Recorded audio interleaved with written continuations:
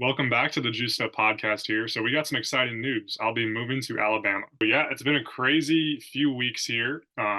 We didn't record an episode last week. A lot going on. So I recently accepted the associate head performance or head strength coach at a facility in Alabama. It's called Tinsley Performance. So super hyped about that. It's located about 30 minutes south of Birmingham, about an hour from the university. So pretty cool spot. My wife and I, we went down there last weekend to just kind of check the place out, and we loved it. I mean, the facility is sweet.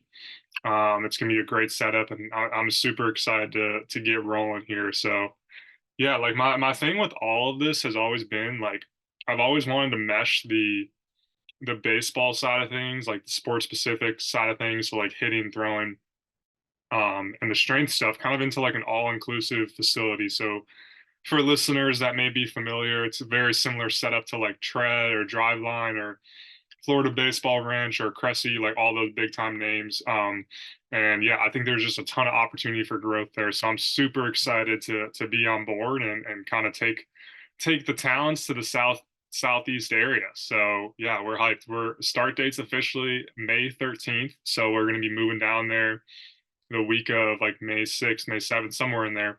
Got a lot of things to do before then. So hopping on a podcast to kind of talk about some things here, but yeah, it's gonna be it's gonna be crazy. We got to load up um, a moving pod this weekend, and so we're pretty much gonna be sleeping on an air mattress at the apartment for the next week here. Safe to say, I've got a pretty amazing wife that's okay with all of this, but yeah, so it's going to be awesome. I'm really excited to. I'll get a little bit more detail about everything when once I get down there and kind of maybe do like a walkthrough through the facility or something like that. But yeah, I'm gonna miss all my guys, all my athletes that I've trained. It was just such a bittersweet thing, man. Like I'm so grateful to have such a strong group of dudes that I've been able to train. And there's like literally nobody that I would rather have started my coaching career. Like those guys, man, they had such an impact on me in the short time that I've been doing this, and just to be able to be a small token of their success, both on and off the field, has been it's been something that's truly remarkable, and I don't know if I can ever put my gratitude towards them into words there. So thank you for all you guys and all you did for me, and hopefully I provided a little bit of value in there, and we'll keep the spike ball rolling. So you guys are always welcome to come on down. Special shout out to the Glenbard West boys. I've been with them for two off seasons now.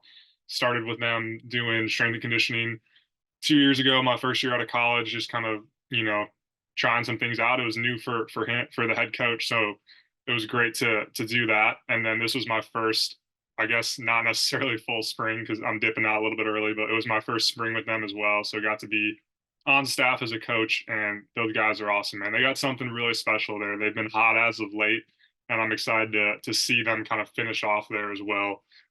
So, yeah, special shout out to them and just every other athlete that I've worked with. I mean, I could go on and on about them and just the impact they've had on me. But yeah, really, really exciting things, but also bittersweet for sure. So, yeah, this is a solo podcast. I figured I'd kind of explain what was going on, and I do kind of want to talk about just a little bit of my journey the past, I guess, 6 to 8 months. And we'll kind of get into that a little bit. But Nard's actually visiting Franciscan this weekend. Went down there to see the boys. Apparently, they're buzzing a little bit too. They're kind of getting hot at the right time. So tough start for them, I heard. But I mean, that's kind of like baseball, right? Like you got to peak at the right time. So there's no better time to peak than towards the end of the year. So hopefully they're doing well. I bet Nard's probably currently ripping fungos at their practice and just hanging around with the boys. So that'll be cool to see how all that went, and we'll be back live in action sometime here soon. Bear with us. Got some obviously some crazy life changes, so a lot going on these next few weeks. But hopefully, once we get down there and get situated, we can kind of get back to our weekly podcast here. So yeah, I want to talk a little bit about my journey. My main topic I just wrote share everything, and I talked a little bit about this on the last episode because I've been seeing like this weird trend, especially in the strength and conditioning field, where it's like this idea that like coaches that have been around in the game for years on end now have almost like said stuff as far as like you shouldn't share content unless you have results to back it up, or something along those lines, right?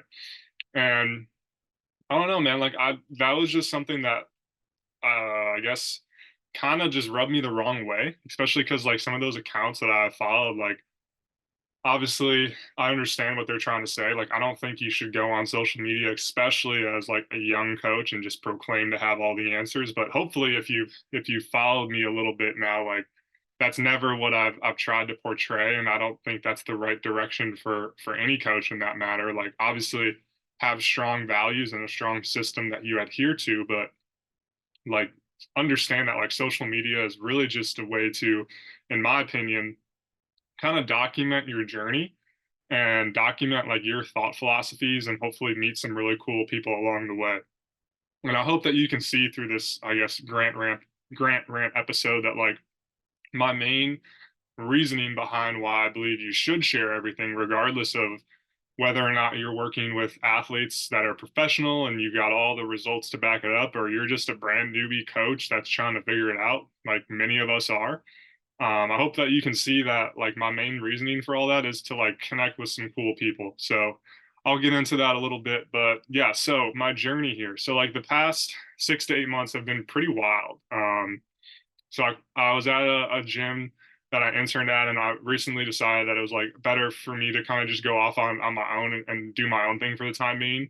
And when I did that, like it happened a lot sooner than I expected. I didn't have a plan at all, and I think that like sometimes that's the best route for things, right? Like when you don't have a plan or things happen that may not necessarily be in your timetable, right? Like you got to kind of just figure things out as they go. Um, and I've learned so much about myself as a coach, myself as a more importantly, myself as a person, like what I want for my family moving forward and all these things, right? Like I think that time has, especially reflecting on it now, has like it really has shown me a lot. So just a little brief background. So yeah, I left the gym, and it was crazy timing. Like it was literally probably 2 weeks after we had gotten back from our honeymoon. And we had just gotten married, so a ton of life things happening, just moved into our first apartment. Um, and yeah, I decided to kind of go off on my own. I didn't have a space to train any of my athletes that were still with me at the time. I think at the time I had 5 or 6 athletes that I was training in the mornings from high school, like in a high school group. Um, and 3 of them, or 2 or 3 of them, were kind of going to go off anyways because I was starting up with Lombard West. So like I was already going to be training them. So it just didn't make sense to train with me at West and then also train with me outside of that. So I totally understood that. I forget what happened to the other 2. So really only like one athlete like stuck with me throughout that transition. And then some of them came back once I got a little bit more established, obviously, which totally understand. Um, so for starters, I guess after I left my gym, thank God it was still like nice weather out. So I was literally just, we have like this forest preserve park area. I take that back. I had 3 athletes. So I had 3 athletes at the time that were continuing to train with me. And thank God it was nice out. And so I literally just had my setup from COVID at a park right down the road. And then we were training this like little canopy picnic table area for probably, gosh, I want to say like a month. A month we were doing that. And it was funny because my one guy, we had a morning group. So it was literally just me and him, and we would train at 5:30 in the morning before class at a park, and the only light that was on was like this little light above the picnic table. So it was like pitch black out. It was in the fall, so daylight savings and stuff like gets dark earlier, whatever. And yeah, so we were just, making do with what we had, and that was cool. It was like it was props to that guy to like sticking with it. But also like I felt like I was doing a disservice because I was like, I'm grateful that they chose to stuck with me, but like I need to figure something out because I can't keep training this kid in a park for, the winter months, right? And so I'm pretty close with my grandma, and she actually lives like a couple miles from our apartment complex. And so I was training him at the park, and I was like, yo, like we're gonna set up shop in my grandma's garage. And he's like, all right, let's do it. Like, dude, I'm telling you, this kid's freaking awesome. So Yeah, my grandma gave us the go ahead, so we set up shop in her garage. I had like an old little squat rack that I was using during COVID, so we set up there. That lasted probably a week and a half, and then couple of my my dad and my uncle got a little bit concerned about like liability issues and all that. Like, totally understand, like it just was not feasible to do that. So after that, I realized, I was like, well, I can't go back to the park because it's going to get cold and that's not going to work. It's going to be snowing. And so we got to talking one day, and turns out my athlete actually worked at a gym, which is insane. Like, how about that timing?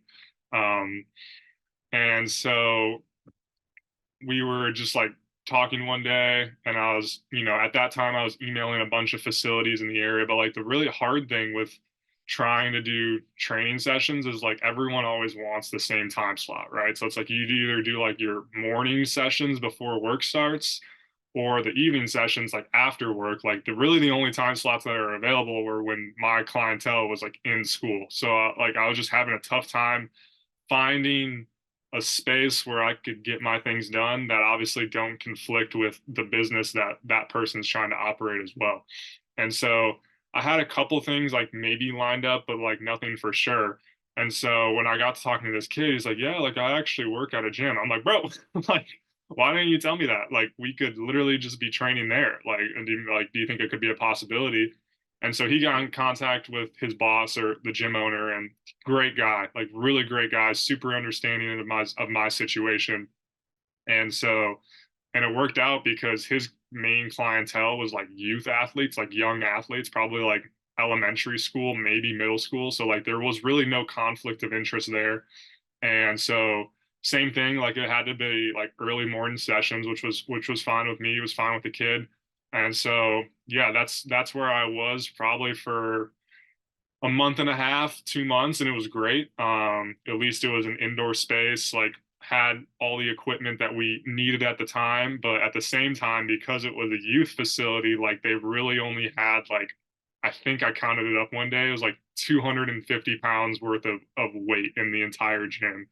And so I was like, man, this ain't gonna work, like, especially if I'm trying to grow this thing. Like, it's fine if I have one or three guys in here now, but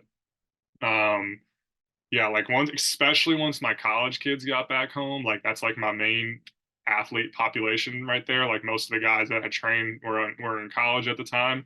So I was like, man, I got to figure this out again because I can't have 12 dudes up in here with trying to do 1 rep max deadlifts with 300 pounds of weight. So like again, it was a great opportunity for the time being, but like just didn't work out. And so eventually, I started like reaching out to like travel ball facilities because again, like going back to my what I said at the beginning, like my main thing was like I always wanted my guys to have a space where they could come strength train, but they could also get their work in hitting, because especially being a college guy, like that was a tough thing coming back home on breaks, was like finding that facility, especially in the Midwest. Like we don't have the luxury of just going outside and hitting in cages. I mean, you can if you want to, but it's going to be freezing. So like I wanted to have that space for my guys. So what I found was like the travel ball stuff was even more difficult than just trying to get in contact with like local gym owners, because again, now you got to worry about like, okay, well, teams are going to be in here and all that, especially in the winter months. Like that's the prime time for Midwest travel baseball. Everyone's practicing. So I found a facility, and he was like very flexible with like my situation. And so we were able to kind of work around some things. And so that's where I ended up, right, like literally a week and a half before my college kids came home. So that was perfect. And I think that's kind of where I started to grow a little bit more with athletes. Guys started kind of spreading the word a bit, like, "Hey, like Grant's getting this space now. Like, you should come." And I think at one point I probably had like 12 dudes just like getting after, and it was awesome. Like we would be in there for 2 or 3 hours a day. We'd do like an hour and a half strength session, and then we'd do our hour and a half hitting. And that's kind of when I started getting a little bit more in touch with like the hitting side of things again, because I was like, well, guys are there. Like, I mean, I'm gonna do my best to, assist them in that realm. I wasn't like, I don't call myself a hitting coach by any means, but I mean, I had success at the college level a good chunk. So I was able to kind of give back in that way too. And I made a post about that on Instagram about how I feel like we almost put like labels on ourselves in our professions, right? So it's like strength and conditioning coach is like your only job is, being a strength and conditioning coach. But the whole point of being a strength and conditioning coach is to train them for the sport, right? So it's like we almost like forget that that's a huge component of it as well. Whereas like the sport coach, like you're only focused on the sport. So I thought it was a cool opportunity for me to kind of intertwine those two worlds there. So that's kind of when I started, I get not even giving hitting lessons, but just like making that a part of the guys' membership, right? So like when they come in, knowing that they're going to be there for a few hours, but like you get your strength training, you get your hitting, um, and or you're throwing, like if that's something that you were doing as well. So it was just a really cool avenue that I kind of got to go down, which I don't think necessarily would have ever happened if I didn't take that leap to kind of go off on my own and kind of figure some things out. So yeah, that was kind of the journey. That's where I was before I took this job, was just training out of that facility. Had about 4 or 5 guys in my high school group, and so kind of back to where I was. Had some cool things lined up for the summer if I was sticking around. Um, and that's when I applied for this job. One of my buddies actually trained there in the off season when he was pursuing, I think, either indie ball or he may have trained there when he was in college. So he kind of sent me the notice that they were hiring for that position, and I was like, you know what, whatever. Like my wife and I have been talking about moving south. Alabama was not in the mix, but again, like cool things happen when you're not necessarily have that set timetable. So that's kind of how things have progressed. And I really remember, especially when I was training at the park, like at that time, I was like pretty active on social media. I think I was posting, or at least trying to post 3 times a week, and then just seeing how that growed. But again, I felt awkward. Like, okay, well, I'm training dudes at a park. Like, what's that? What is that going to look like on social media? What's that going to say about me as a coach? What's that going to say about like my priorities? And I kind of had like this doubting moment where I was just like, okay, maybe I shouldn't share anything. I should wait until I am established. I should wait until I do have my own space and all this, blah, blah, blah. Which, like, I think a lot of not kids, a lot of young coaches go through, right? They go through that phase where they may not have all the answers. They may not have the fancy equipment. They may not have the fancy setup. They may not have all this luxurious space, but like they hold back from sharing. And then I got to thinking more, and I actually talked a lot about this with Maynard. Um, and he made a good point. He was just like, look, man, like, I think you would almost not be pleased if you like stopped sharing and then let's say a year from now you are in a space and you just randomly start posting. Like you miss that whole journey, right? And I think that's what this all is. Like, and I'm not just sharing this now because I feel like I've made it or something like that. Like not even close. Like not even close for I want to be for my own career, but just in life in general, right? Like, but I think just reflecting on this time, it's like, why not share everything, right? Like, I think there's a good way to go about it of just being like, this is who I am. This is what I do. These are the athletes that I work with. And this is my philosophy. If you want to be a part of it, great. If you don't, then don't. Like, no hard feelings, right? Um, but yeah, like I think the problem with that philosophy of like not sharing content until you have the results, it's like the people that are saying that, like you were in this position at one point too, right? Like you were at the point where you didn't know what was going on, right? Like you didn't know like how to, build a business or any of that stuff, right? Like, or you may not had all these crazy numbers to back up your training. Like I've been doing this for 2 years. I don't have all these studies that shows this exercise produces this. Like I have a good understanding of because we're doing this exercise, because we're doing this training cycle, like it should translate in this direction. And that's something that I definitely want to continue to build upon, especially as we get into the new space. Like I know that training and testing metrics is a huge part of their philosophy. So that'll be cool to get back into that. But it's almost like that philosophy of like, well, then when do you know you made it, right? Like, because I don't think anyone ever does know if they made it or when they did make it, right? Like that's kind of subjective based on the individual. Like to me, it's almost like an arrogant take, you know what I mean? It's like because I'm training these athletes now, or because I've been doing this for 10 years, like now I can share the content. But I think the big thing that I've noticed with social media and the people that I jive with well, or the people that I follow, or the coaches that I connect with, it's like I don't necessarily believe that I follow them because of these crazy results that they produce. I follow them because I just think they're a really cool person and I love their thought philosophies. I love seeing their authenticity, right? Like I think that's a big thing, especially in the strength and conditioning industry, that's almost overlooked. Like we don't have um these people that are sharing their journey. Like I think that's really cool part of being able to grow as a coach is documenting those journeys, documenting those struggles, documenting when you're training guys at a park, because then I think it kind of gives a little bit of confidence to people that may be in that position, to then be like, okay, like if I stick with this for long enough, like hopefully I can then be in a position like this guy, right? So I don't know, man. Like I think it's just a closed-minded take. Like I think there's definitely ways to share on social media that aren't demeaning, that aren't saying like I've done this for a month now and my philosophy is the greatest. Like that is completely off guard or off the rails a little bit. But like I don't think there's anything wrong with just documenting your journey and sharing your like quote unquote results, even if you don't necessarily have the data to back it up. Like that's how you start. Like that's how you're going to be able to grow. And I wrote down here, on my little show notes. So I did during that time period.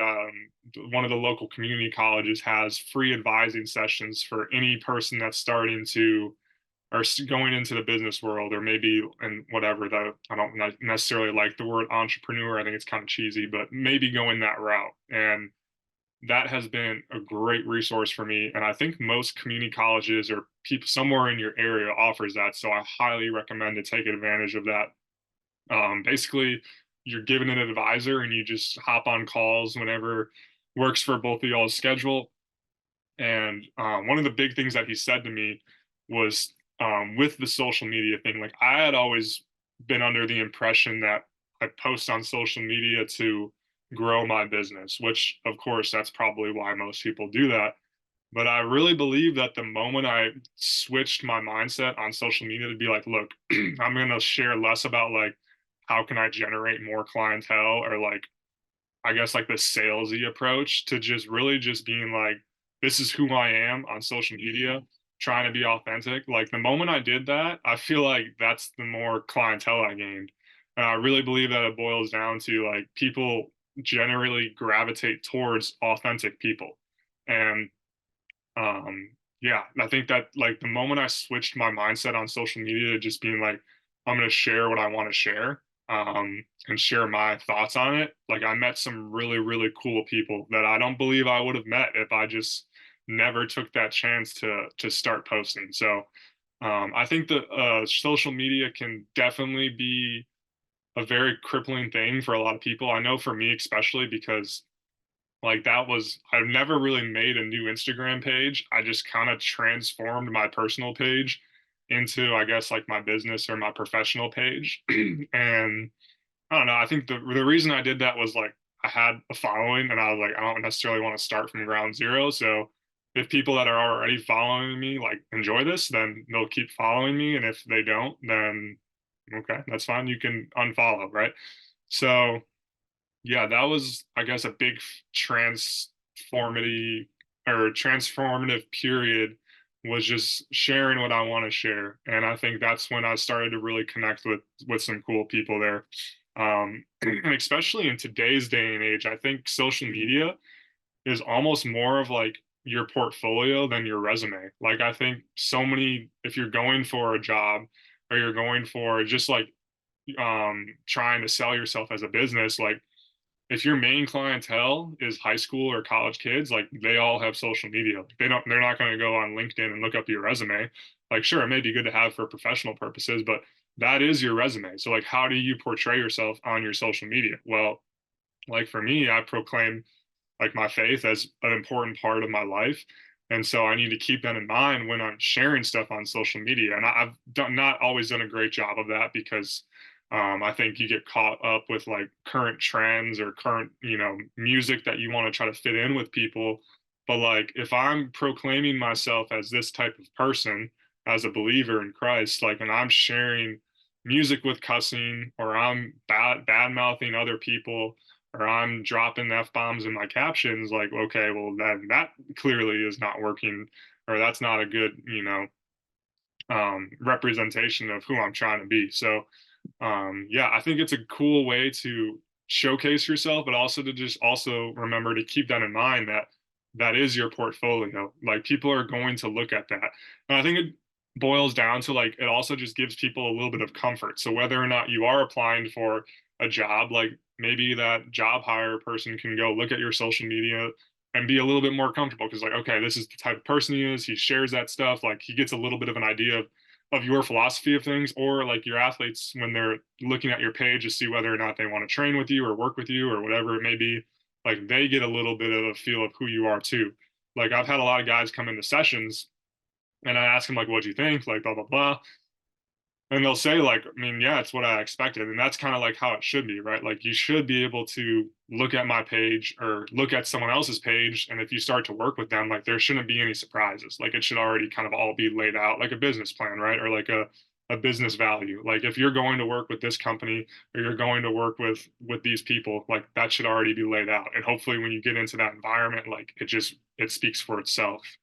So yeah, I mean, I think obviously there's good and bads. Like, I mean, it's really easy to let social media run your life, and I've talked about that a little bit on here before. Like, I've had moments where I need to come back to reality. Like, social media, I'm not trying to be a social media influencer. Like, my main priority is training my athletes, but like, social media is a byproduct of that.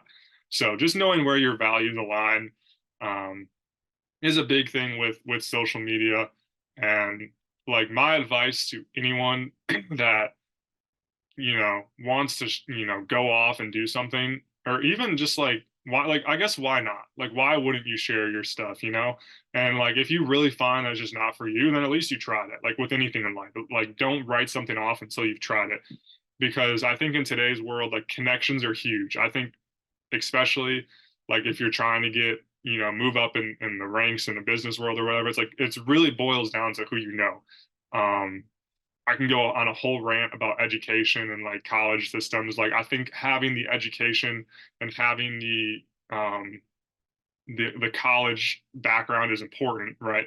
But like that's not the end all be all. It's who you know. And I think I've met some amazing people on social media. I've learned a ton from amazing people on social media. And it all goes back to that point. Like if I was so stuck in my ways of being like, nope, I can't share content until I, have this amount of athletes, until I'm in this space, I'm making this much money. Like if I did that, I would have missed out on so many opportunities. And like you can go on social media and just like scroll and stuff and try to engage with people. But if you're not posting yourself, then it's like you kind of just become a fan, right? Like you want to actually, be like, hey, this was really cool. Come look as like look what I do. It kind of aligns, and then you can, start a cool conversation, right? Or maybe it's like, hey, I disagree with this. Here's why, and you can again have a really respectful and positive conversation doing that. So I think just using social media to your advantage, and not worrying about like the results part of it, like just do it, man. Like it's so vital to just the world we live in. But like just connecting with people, that's been the biggest thing as well. So that was kind of my rant on share everything. I hope you guys enjoyed that. I'm really excited about this new opportunity. Excited to be down south and not have to worry about winter and all that stuff. But yeah, really cool, and we'll definitely share some more stuff about that in the coming weeks here. All right, thank you all for listening, and as always, stay juicy.